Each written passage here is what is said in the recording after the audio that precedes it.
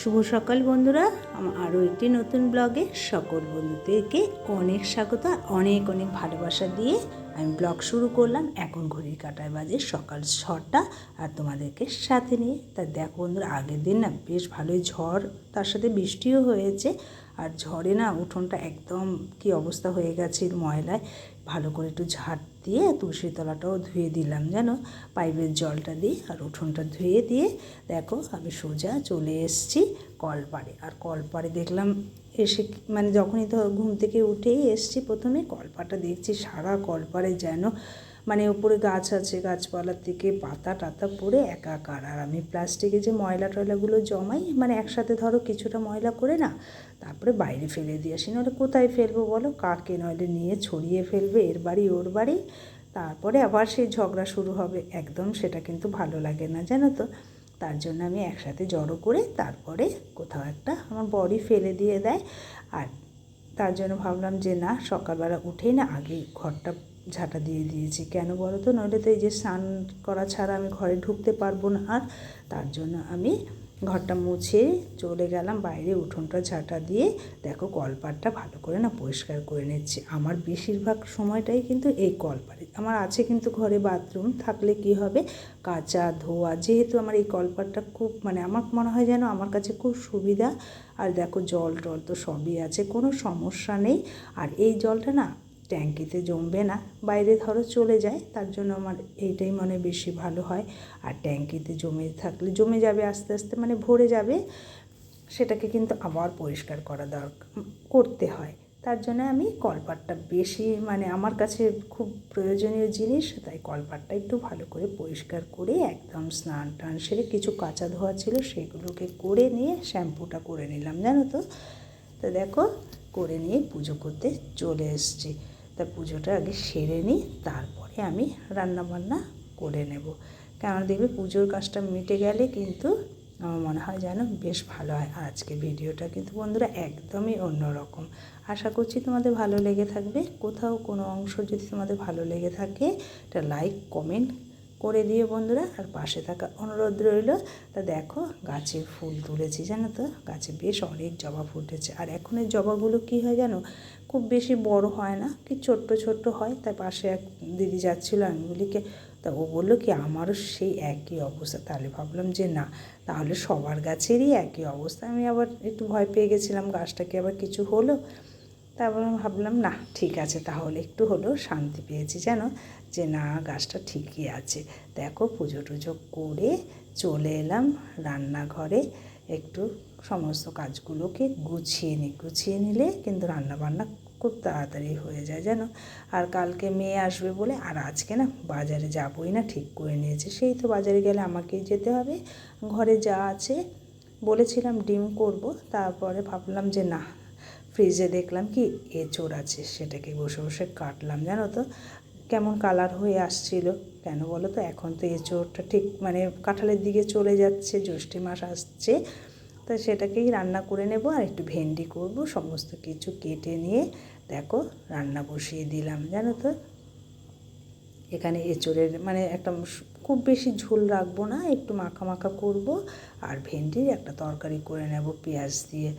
আর দেখো ভাতটা বসিয়েছি, যে সেটা একটু চালটা ধুয়ে দিয়ে, আজকে না চালটা আর ভেজাতে সময় পাইনি, যেহেতু সকালেই বাইরের কাজগুলো করে ফেললাম, তার জন্য আর সময় পাইনি। একেবারেই ধুয়ে ভাতটা বসে কিছুক্ষণ ভিজিয়ে রাখলে কী হয়, ময়লাটা ভীষণ ভালো কাটে জানো।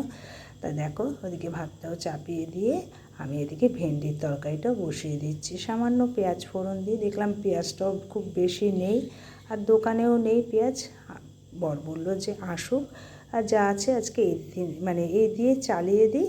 আবার দোকানে পেঁয়াজ আছে, দেখো পেঁয়াজ ছাড়া তো হয় না না, যেহেতু আমরা তো পেঁয়াজ রসুনটা খাই আর ভীষণই খাওয়া হয় আমাদের জানো। তাই দেখো ওদিকে ভেন্ডির তরকারিটা বসিয়ে দিয়ে না, আর এটা একটু পরিষ্কার করে নেব ভাবছি। যতই পরিষ্কার করি না কেন মাঝেই কিন্তু করা হয়, দেখবে তেল কাজটাটা হয়ে যায় কদিন বাদে বাদে, মানে হাত দেওয়ার উপায় থাকে না।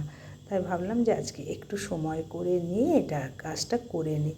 যেহেতু সকাল সকাল ঘরগুলো কিন্তু মোছা হয়ে গেছে বলে মানে আমার কাজটা মনে হয় যেন অনেকটা বেশ এগিয়ে গেছে, পুজোটাও হয়ে গেছে, স্নান টান সবই হয়ে গেছে। দেখবা অনেকটা মানে নিজের দিক থেকেও মনে হচ্ছে যে না অনেক কাজ এগিয়ে গেছে জানো। এর জন্য ভাবলাম তাহলে রান্নাঘরের কাজটা একটু করে ফেলি। তা রান্নাঘরে দেখো পরিষ্কার করে নিয়ে এগুলো গুছিয়ে নিচ্ছে। আমার ঘরে কিন্তু খুব বেশি দামি জিনিস নেই, যতটা আছে ততটাকেই চেষ্টা করি একটু ঠিকঠাক রাখার জন্য। দেখবে বন্ধুরা সবার কিন্তু সম্ভব হয় না সব সময় দামি জিনিস ব্যবহার করা, কিন্তু তাতে আমার আফসোসও হয় না যে না আমার যেটা আছে সেটা কিন্তু আমারই। কারোর জিনিস দেখলে হয়তো আমার লোভও লাগে না, আর নিজের জিনিস নেই তার জন্য বললাম না ওই আফসোস জিনিসটা আমার নেই, হবে হয়তো কখনো, ওই আশাবাদী এইভাবেই থাকি। তা দেখো বন্ধুরা তোমাদের সাথে না কথা বলতে বলতে আমার কাজগুলো অনেকটা বেশ এগিয়ে গেছে। কৌটোগুলো একটু মুছে টুছে গুছিয়ে রাখছি। আর সেদিনকে হলুদের প্যাকেট একবারে না যখন আনি দোকান থেকে ধরো দুটো নিয়ে আসি, বেশ অনেকটা দিন চলে যায়। আর ছোটো দুটো পোস্তর প্যাকেট এনেছি, কৌটোয় ঢালা হয়নি এখনও, আছে ওটা খাচ্ছি আর কি। আর দেখো এখানে ভেন্ডিটাও নামিয়ে নিয়ে না আমি এঁচোড়টা বসিয়ে দিলাম। তাই আজকে এঁচোড় রান্না করছি। তাই ভাবছি দেখো একটা সময় ছিল তখন কি সুন্দর কালার দিয়ে মানে তেল মশলা দিয়ে খুব ভালো, এখনও কিন্তু খুব ইচ্ছে করে জানো তো। কী হবে বলো, ইচ্ছে করলে তো আর খেতে পারবো না।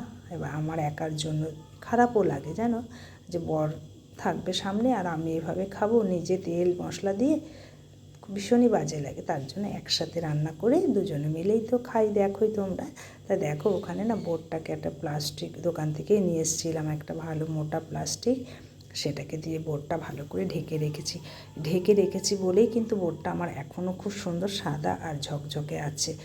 আর নইলে এতদিনে তেল কাজটা হয়ে আর দেখবে মানে কারেন্টের কোনো জিনিসে কিন্তু মানে আমরা কিন্তু কোনো কিছু ইউজ করতে পারবো না, কেননা কারেন্ট বলে কথা না, এদের সাথে কিন্তু কখনোই মানে কিছু করার উপায় নেই। হয়তো একটা শুকনো ন্যাকড়া দিয়ে মুছতে পারবো, কিন্তু তাতে কিন্তু তেল কাজটা যাবে না। এই ঢেকে রাখি বলেই জিনিসটা ভালো আছেও।